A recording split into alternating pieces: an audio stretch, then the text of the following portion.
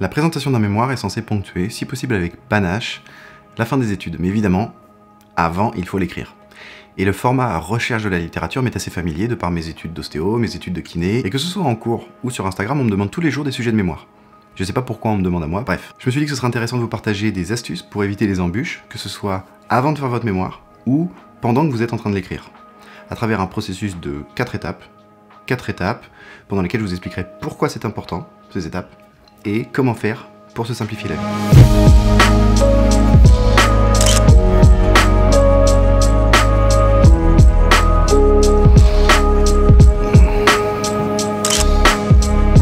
Vincent Mellet pour répondre de manière claire et pratique aux questions qu'on peut se poser sur l'ostéopathie, la kinésithérapie ou la santé en général. Aujourd'hui, je vais vous présenter donc un processus de 4 étapes pour réussir son mémoire, en tout cas pour se simplifier la vie. Évidemment, les étapes, c'est pas étape 1 puis étape 2, elles peuvent se chevaucher. Évidemment, c'est la globalité qu'il faut voir. La première étape, c'est trouver un sujet qui vous intéresse. Et quand je dis qui vous intéresse, c'est quelque chose qui vous prend là, qui vous prend aux tripes, qui vous passionne éventuellement.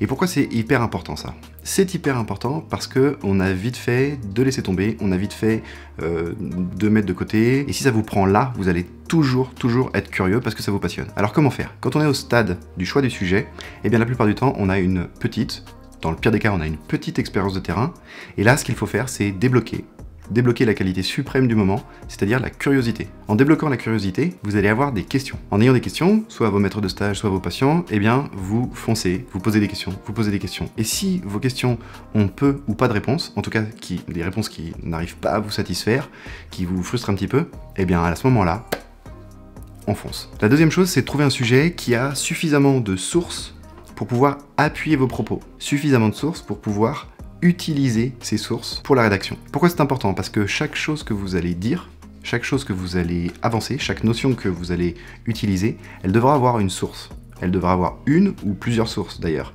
Vous ne pouvez pas dire dans votre mémoire, par exemple, les maux de tête sont un problème de santé publique, si vous n'avez pas des sources qui appuient, ou des chiffres, en tout cas des choses fiables, scientifiques, qui appuient le fait que c'est un problème de santé publique. Alors comment faire? Deux solutions. Première solution, on lit quelque chose. Alors évidemment, on lit quelque chose dans une revue scientifique.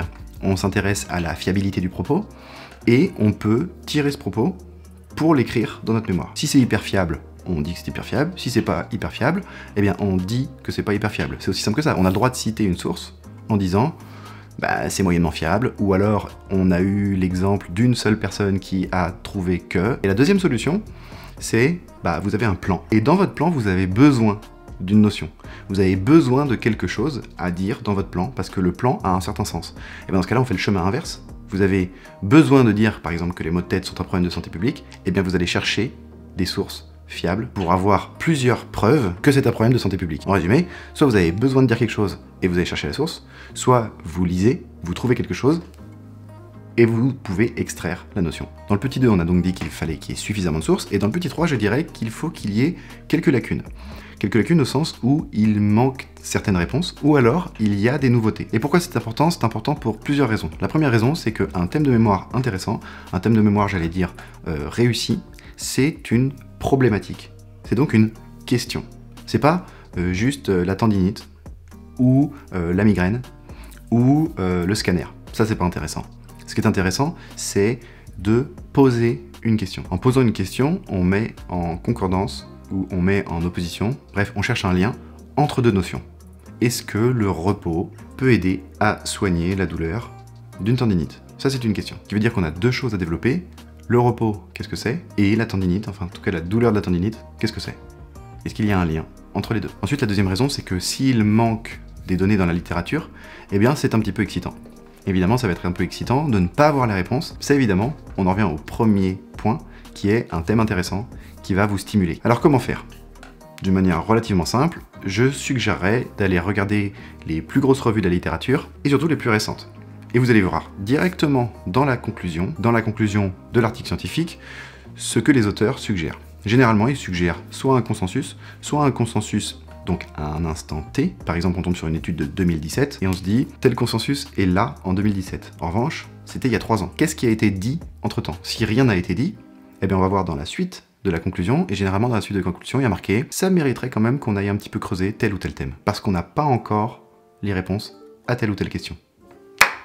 bingo. Bingo à condition que on n'a pas encore les réponses à telle question, ce soit unanime dans l'ensemble de la littérature, hein, évidemment. Quatrième point, et non des moindres, essayez de poser la question de votre problématique à votre entourage.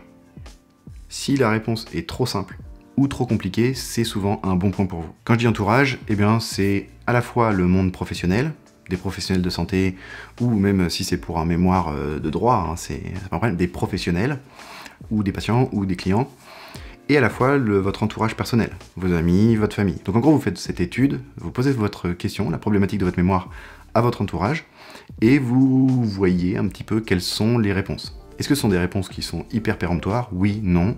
Est-ce que les arguments avancés sont des expériences personnelles ou des sources fiables? Est-ce que la réponse est simple ou est-ce que la réponse est compliquée? Bref, vous essayez d'avoir plein d'informations comme ça, pour pouvoir aller mélanger ça à ce que la littérature vous dit. Parce qu'on va pas se le cacher, un bon sujet de mémoire, que ce soit pour vous, votre correcteur ou des futurs lecteurs, c'est quelque chose qui est un peu vendeur. C'est quelque chose qui est un peu intéressant, excitant, où on se dit « Ah, je pense pas avoir la réponse ». Ou alors on se dit « Oh, je suis sûr que j'ai la réponse ». Mais si je suis sûr que j'ai la réponse, comment il a fait pour écrire 90 pages sur ce sujet? Bref, vous attisez la curiosité. Et ça aussi, c'est un bon point pour vous. Dernièrement, donc petit 5, une mise en pratique. Parce que généralement, on est tout seul, face à son ordinateur, face à ses feuilles, face à son papier, face à un dossier Word. Et c'est pas forcément simple. Donc comment faire? Vous allez vous imaginer que vous êtes, vous-même, deux personnes qui ont un débat. Ça peut donner quoi? On sait que le renforcement est une chose qui va aider les gens qui ont des lombalgies. Oui, mais enfin, quelqu'un qui a mal au dos, il a pas forcément envie de forcer dessus, hein. Qu'est-ce que tu veux que je te dise? Bah, t'as qu'à lui expliquer, hein. Ah ouais. Ah bah oui, c'est pas faux. Donc là, évidemment, on a la petite lanterne curiosité qui est activée, et on peut avoir plusieurs questions. Est-ce qu'il y a des liens entre la peur face à la douleur et les fausses croyances ou les bonnes croyances du patient? La communication entre le praticien et le patient aide-t-elle à diminuer les douleurs? La communication entre le patient et le praticien aide-t-elle à diminuer la fréquence des douleurs? Ou l'intensité des douleurs? Ça fait déjà pas mal de questions. Est-ce que les exercices sont plus efficaces quand c'est une douleur chronique ou une douleur aiguë? C'est-à-dire utiliser votre cerveau pour qu'il se confronte, activer les neurones dans votre intérêt. Pour résumer, la production d'un mémoire, c'est des interactions constantes entre ce que vous produisez sur feuille ou sur votre ordinateur, la littérature et votre cerveau. C'est un triangle qui est tout le temps en train de fonctionner. Sans arrêt. Sans arrêt. Et plus vous allez entraîner cette machine, plus ça vous paraîtra simple et moins contraignant. J'espère que cette vidéo aura pu vous aider. Si vous avez des suggestions, si vous avez des conseils pour d'autres étudiants, n'hésitez pas à les laisser sous les commentaires. En attendant, moi je vous suggère de me suivre sur Instagram, sur Facebook et aussi évidemment sur YouTube, de vous abonner, la petite cloche, etc. Et en attendant la prochaine vidéo, prenez bien soin de vous.